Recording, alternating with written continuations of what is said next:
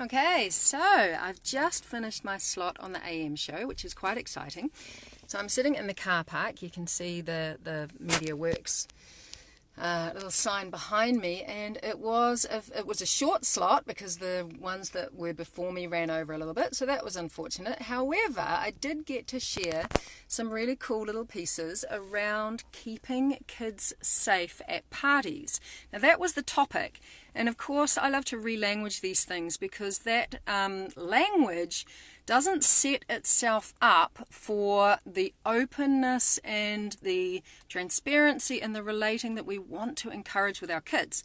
So I shifted that languaging into something else, and I wanted to talk about how we empower our kids to feel safe at parties. So that it's not our responsibility to keep them safe, but how do we empower them to feel safe? So some of the things that I shared were around lifting out of the we parent from the past trap. I love to talk about these traps that we all nosedive into in our lives as parents.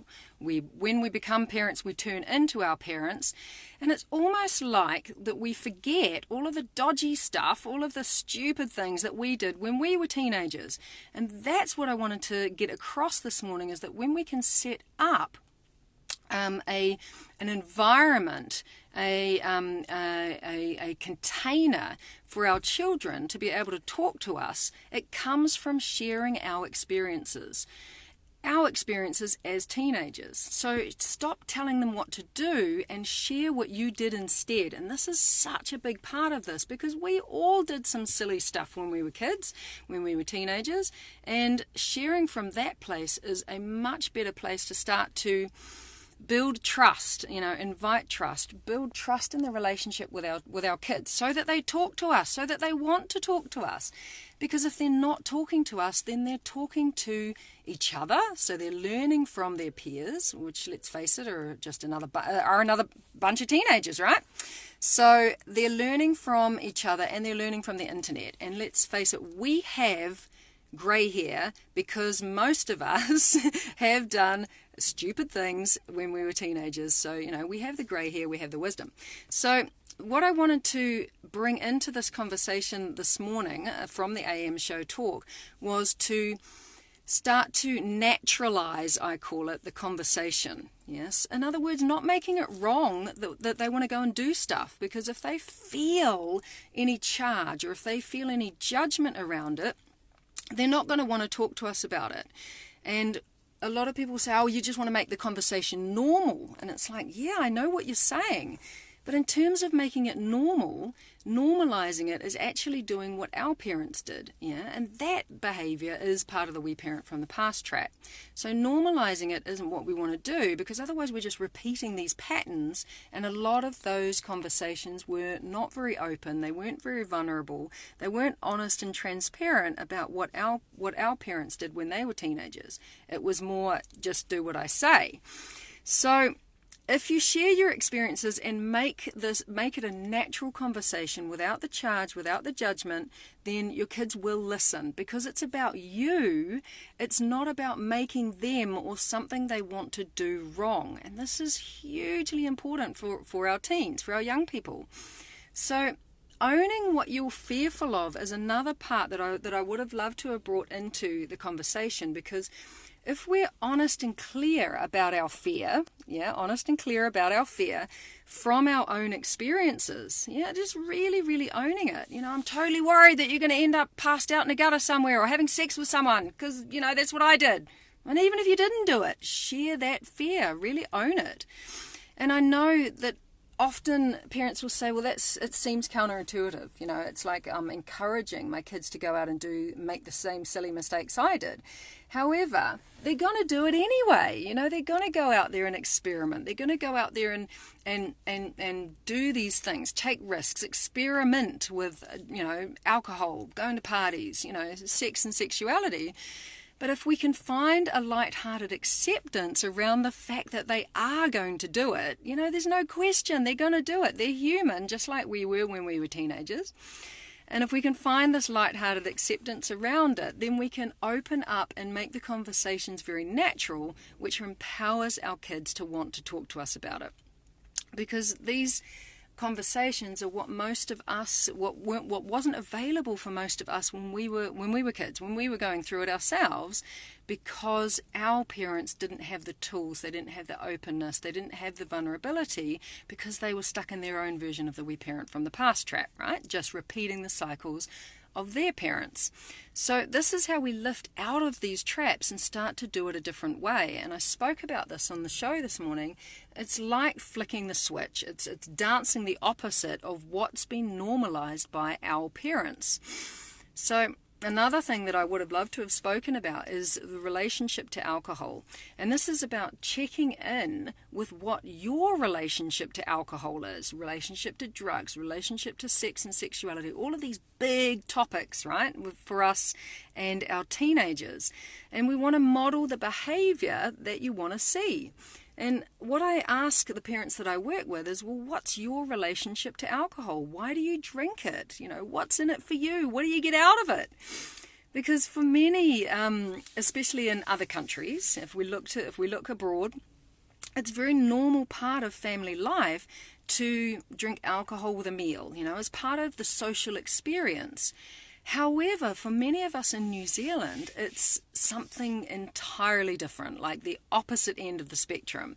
It becomes a social lubricant, a crutch to relieve stress, or, at more extreme ends of the spectrum, it becomes an escape of how you're feeling. So whatever your relationship with alcohol is, whether it's a healthy one, you know, the social experience, such as, you know, in countries like Spain, where it's a family, where it's done with the family, or whether it's sort of at the other end of the spectrum, where it's a bit of an escape, bit of a, you know, oh God, I don't like what happened this week, so I'm going to have a bit of a woo-hoo. Where, you know, our kids are going to either repeat that relationship, because this is what happens, these are the cycles from the past, this is the we parent from the past trap.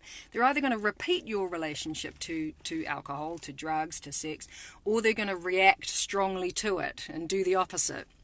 So this is repeating the cycles from the past.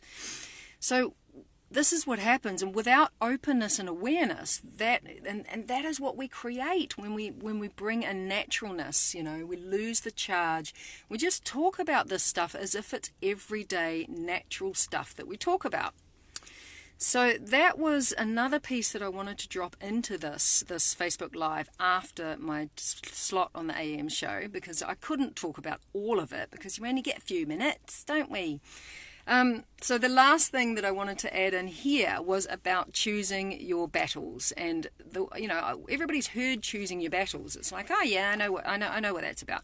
However, what I really want to get across in this piece is that most kids feel like they don't have any freedom. They don't have any autonomy.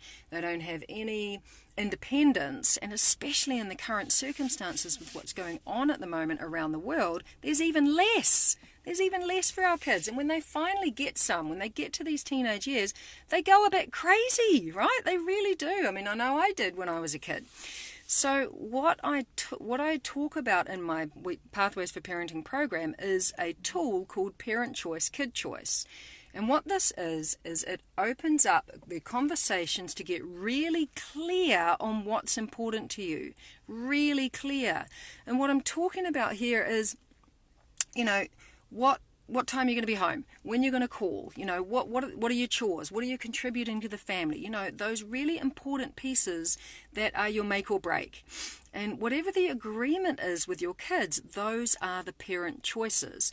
The rest is your kids' choice. The rest, yeah, how they wear their hair, how they keep their room, whether they have an earring or not, you know, what after school activities they do, who they hang out with, you know, unless they feel like they've got choice, they're not going to want to listen to your choices. They're not going to want to honor and respect them. So if you can give them as much choice as possible from as early age as possible, they will honor and respect the few choices that are really important to you. Because let's face it, some of that stuff doesn't matter. It doesn't matter. I mean, I used to get wound up when my kids' socks didn't match. Really? Yeah, and I'd make a battle over it. You know, things like that. It just doesn't matter. And when we can let that stuff go our kids feel like they have more choice, and they love it. They're like, it's my choice. They love it. They absolutely love it. And they feel that sense of freedom, that sense of autonomy, that sense of independence, which is going to lead them to wanting to talk more to you because you're honoring what they want to do. So that's some of what I wanted to speak about today, and what I wanted to add from my slot on the AM show around how to empower our kids to feel safe when they're out there in the world, not by controlling them, not by over-parenting them, not by micromanaging them, but by setting up the conditions. Yeah, and we had a little brief right at the end of when I was talking with Duncan around alcohol, around, what do you do if they're like sneaking it out of your liquor cabinet, and if I am going to talk around that, it's like, well, you give it to them. That's the opposite, right? And then you set the conditions. So what would that even look like? What that looks like is, okay, you can drink the alcohol. That's cool, yeah? I want you to do it at home where we are and invite your mates over and no one leaves the property so that you can experiment, so that you can experience, so that you can begin as a teenager, and this is, talking to your teen, to understand and get a feel for, really experience the impacts and the benefits of consuming alcohol when you're in a container that is safe, at home. So knowing that our kids are going to do this, they're going to do it. I used to sneak out when I was a teenager, and I used to drink, and I did some really stupid things. So our kids are going to do it, and when we can share from that place and be really vulnerable about it, and really make it natural, this is natural behavior to experience, to experiment, then our kids are going to be much more likely to share with us what's going on for them, and a lot less likely to just learn from their peers and learn from the internet. This is the reason why we have grey hair, because we've done a lot more stupid things than they have. So if we can set up that transparency, that openness and conversation, then our kids are going to want to talk to us. And we can open up those conversations from a place of trust, and they're going to want to come and talk to us. And that's what we want for our teenagers, so that we can empower them to feel safe out there in the world, which is a very different world than the one that we grew up in. And we can't keep using these old tools, parenting from the past, we parent from the past track, to support them in a very new world. We want them to be able to hold themselves in whatever environment they come across, whatever environment they find themselves in. So that is a little bit more from the AM show. They've said that they're going to invite me back, which is super, super cool. So keep your eyes peeled. I will be on there again, I'm sure, very soon. I would love to hear your comments about what you do in terms of keeping your kids safe, empowering your kids to feel safe when they're in these situations, going out to parties, socializing, drinking alcohol. What is it that you do? How do you navigate these conversations in your life as a parent with your teens? I'd love to hear your thoughts. Let's share, because this is what creates this naturalness around these conversations, so we can lose the charge, so we can lose the judgment and making our kids feel wrong about wanting to do these things when we did them ourselves, right? All right, lots of love, and talk to you soon. I'm going to go home and get ready for my summit guest speaking engagement, which starts at 11. I will put the link below if you want to tune in and catch me there too. Lots of love.